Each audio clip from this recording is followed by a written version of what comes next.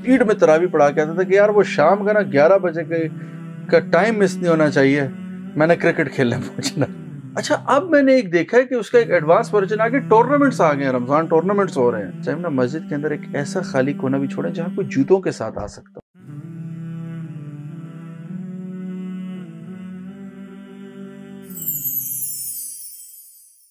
السلام علیکم ورحمۃ اللہ۔ وعلیکم السلام ورحمۃ اللہ۔ اچھا اسامہ بھائی، we have a very youthful nation الحمدللہ، اور اس میں ہم دیکھتے ہیں کہ جیسے کہ رمضان میں جو آگے ہمارے رمضان آ رہا ہے، تو کیونکہ ایک ماحول بنا ہوتا ہے تو یوتھ بھی اس کا پارٹ بن جاتی ہے، بٹ ہے کہ اس میں کچھ ایسی کوتاہیاں بھی سرزد ہو جاتی ہیں جس کی وجہ سے جو رمضان کا اصل ہمارا مشن ہونا چاہیے ایز اے مسلم، اور زیادہ سے زیادہ نیکیاں عبادات کرنے کا، سمیٹنے کا، تو وہ کہیں بیک ڈراپ میں بھی کبھی چیز چل جاتی ہے۔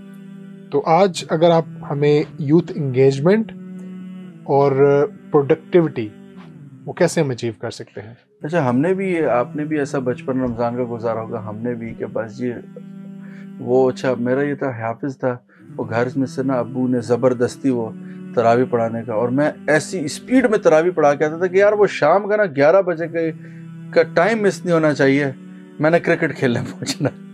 فوکس ہوتا تھا کہ یار کرکٹ کھیلنا ہے، سحری کے بعد بھی کرکٹ کھیلنا ہے۔ اچھا اب میں نے ایک دیکھا ہے کہ اس کا ایک ایڈوانس ورژن آگے ٹورنامنٹس آ گئے ہیں، رمضان ٹورنامنٹس ہو رہے ہیں۔ یہ رمضان کی راتیں، یہ میں نے شروع میں ہم نے ایک بات کی تھی کہ یہ مہمان نا بہت کچھ لے کے آ رہا ہے، اس مہمان کو اگنور نہ کریں۔ آپ اس کو گھر میں چھوڑ کے باہر کرکٹ کھیلنے نکل گئے، آپ کریں گے کسی مہمان کے ساتھ، آپ کا مہمان ہو، یہ مہمان آپ کے ساتھ کرکٹ نہیں کھیلے گا، کیونکہ یہ مہمان جو ہے نا ذرا مزاج کا الگ ہے، یہ آپ سے اللہ کا رابطہ ٹھیک کرنے آیا ہے، یہ آپ کا جسے کہتے ہیں اللہ سے تعلق بنانے آیا، آپ اس سے وہ والا نفع لیں۔ آپ اس کو کرکٹ میں کیوں ضائع کر رہے ہیں اس مہمان کو؟ اب کیا ہے کہ یوتھ، اب یہ بھی ایک سوال آتا ہے کہ یوتھ جو ہے وہ درسوں کے حلقوں میں اور ان میں کیوں نہیں بیٹھ رہی ہے؟ تو دیکھیں، ایک ہم تھوڑی دیر پہلے بات کر دیں، اب شاید ایمفیسس چینج کرنا ہوگا ہمیں، دور بدل گیا ہے، لوگوں کو بڑی بڑی تقریریں اچھی نہیں لگتی۔ رسول اللہ صلی اللہ علیہ وسلم کی جمعے کے حوالے سے ہم عائشہ رضی اللہ عنہا سے پوچھا کہ کتنا ہوتا تھا، انہوں نے کہا اتنے جتنی دیر میں 4 رکعتیں پڑھ جاتی، یعنی 2 رکعتوں کا خطبہ، 2 رکعت جو نماز۔ چلے ہم کہ کتنا ہو جاتے ہو، صحابہ بھی کتنی لمبی نماز پڑھ لیتے ہو۔ اعتدال۔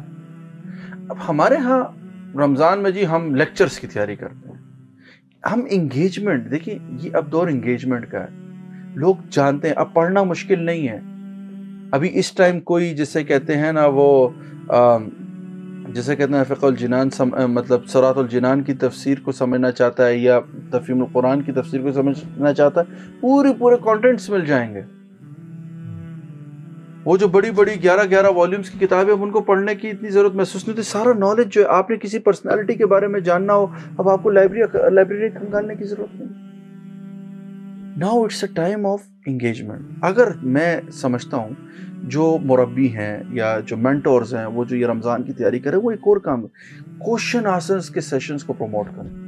اچھا ہم ایک لرننگ بڑی کرتے ہیں، جب میں نیدرلینڈس میں فیلوشپ پہ تھا تو وہاں ہمارے تھے John Adams, he was founder of development studies.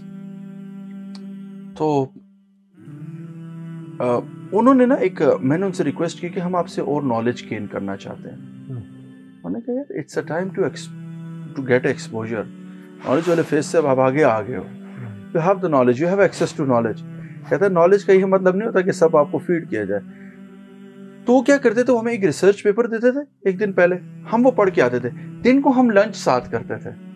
اچھا اس لنچ آور میں نا ہم اس ریسرچ پیپر کو ڈسکس کرتے تھے، ایک براڈر پرسپیکٹو ہمارا ڈیولپ ہوتا تھا۔ اگر اسی طرح ہو کہ آپ دے دیں کہ یار کل ہم جو ہے نا نماز کے فرائض پر بات کریں گے، وہی سارے پڑھ کے آئیں، سارے ایکسپلین کریں، کوشچن آنسر بیسڈ انگیجمنٹ ہو، سننے کے لیے ان کو کم مواد ملے۔ So I do think youth will take a part in it. آپ ایک بک شروع سے رمضان میں شروع کر دیں، کوئی بھی بک، ایک جیسے سیرت النبی صلی اللہ علیہ وسلم کے رائق المختوم ہے، آپ نے بھائی اس کو فکس کر لیا کہ بھائی یہ ہم پڑھیں گے مل کے اس کو ہم نے ختم کرنا ہے. اب روز اب وہ چیپٹر پہ ڈسکشن جو ہے that will engage the other.